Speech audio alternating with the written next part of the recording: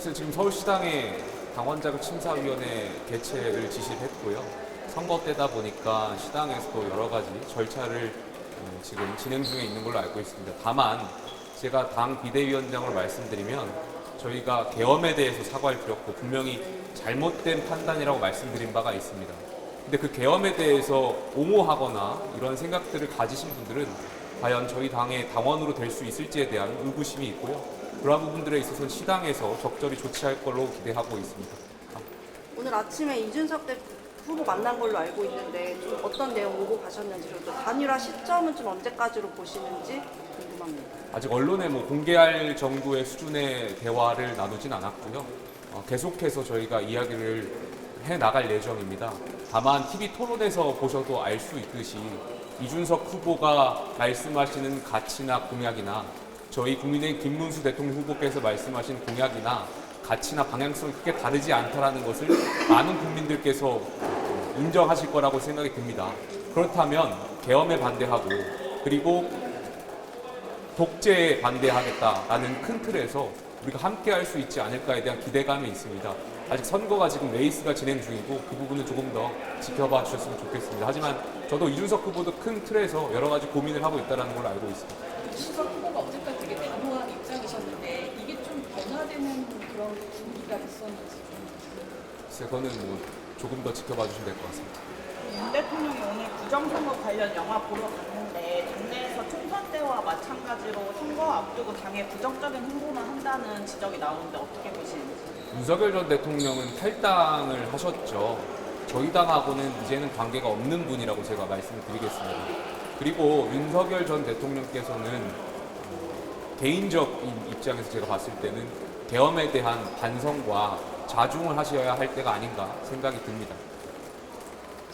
유승민 전 의원과도 좀 접촉하시는다고 그런 얘기가 나오던데 어떻게 좀 제가 오늘 SNS에 고쳐 쓸 수 없는 집이라면 새로운 보수 집을 지금 다시 지어야 된다라고 말씀드렸습니다. 그 안에는 당 밖에 계신 분들, 자유민주주의의 가치를 동의하고 여러 가지 저희가 내세우는 가치에 동의하시는 분들도 함께 하실 수 있지만 당 내에 계신 분들 중에 활동하지 않는 분들까지 모두 다 우리가 함께 가야 된다는 말씀을 다시 드리겠습니다. 그렇기 때문에 유승민 전 대표를 포함해서 많은 분들도 저희가 선대위 차원에서 연락을 주고받고 있는 걸로 알고 있고 아직 그 부분에 대해서는 좀 가시적인 이야기가 나올 수 있을 때 언론인 여러분들께 말씀드릴 수 있도록 하겠습니다. 그 홍준표 전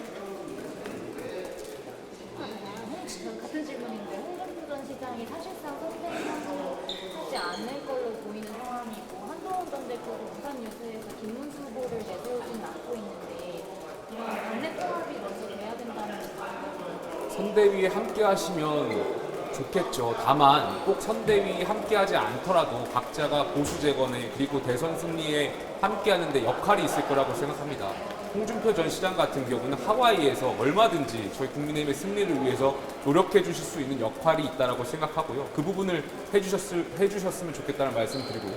한동훈 전 대표 같은 경우에도 야전에서 직접 시민분들과 함께 만나고 찾아뵈면서 김문수 후보의 승리를 위해서 지금 뛰어주고 계십니다.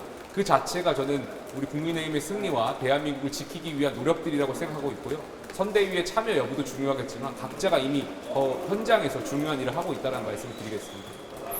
윤 대통령이 탈당하시긴 하셨지만 그 김문수 후보가 이제 탄핵에 대해 반대 입장을 선회하지 않아서 이제 이런 행보를 계속한다는 지적이 나오는데 이건 어떻게 보시나요? 다시 강조하지만 윤 전 대통령은 탈당을 하셨고 저희 당하고는 관계가 없다라는 말씀을 드리겠습니다. 그리고 제가 비대위원장으로 취임하면서 전 대통령하고의 단연과 관계에 대한 말씀을 명확히 의지를 드린 바가 있습니다. 그리고 탄핵의 강을 넘겠다고도 말씀을 드렸습니다.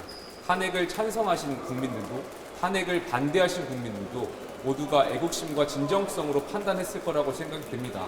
그렇다면 찬성과 반대 측 국민들을 이해하고 반용하는 정치가 우리 정당과 정치의 역할이지 그분들을 서로 비난하고 갈라치기 하고 하는 것은 전 적절치 않다라고 생각합니다.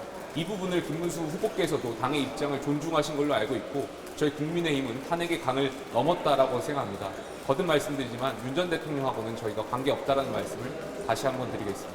그리고 제가 어제 TV 토론을 제안한 바가 있는데 그 부분도 첫 번째로는 전 대통령의 여사와 관련해서 저희가 처신을 잘 못했던 부분들이 있고 반성의 의미를 담았던 것도 있습니다.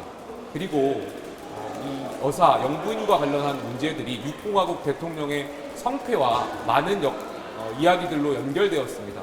많은 국민들께서는 관심이 있는 부분이기도 하고 저는 여사라든지 이런 부분에 대한 검증을 이어나가는 것이 국민의 알 권리 차원에서 매우 중요하다고 생각합니다. 이재명 후보께서 TV 토론에 대한 것이 방식이 마음에 들지 않는다면 영부인에 계실 분들에 대한 검증 방법을 제안해 주시면 저희가 응할 수 있도록 하겠습니다. 그러니 피하지 마시고 영부인과 가족부분들에 대한 검증할 수 있는 좋은 방법을 제안해 주시길 기대하겠습니다. 그 홍준표 시장이 이제 역할 안 한다고 하면서 원래 당에서는 홍준표 시장을 이준석 대표랑 단일화 소통 창구로 한다 이런 말도 있었잖아요. 이준석 대표와의 단일화 창구를 좀 어떻게 생각하시는지 그리고 단일화 시점 언제까지로 봐야 하는지. 그래서 홍준표 전 시장께서 이준석 후보하고 단일화 창구라고 저는 생각하지 않았습니다. 홍 전 시장께서는 저희 당의 대표셨고 대선 주자셨고 굉장히 큰 어른이셨습니다. 그분께서 보수 재건 그리고 대한민국을 지키기 위한 길에 분명히 큰 역할이 있을 거라고 생각이 듭니다. 그러한 역할에 저희가 정중히 모실 수 있도록 노력하겠습니다. 여기까지 할까요? 그 시점 좀 되게 단일화에 중요한 마지노선, 1차 마지노선으로 보는 시각이 많은데요. 이 부분에 대해서도 좀 시점에 대해서는 저희가 이렇게 설정하지 않겠습니다.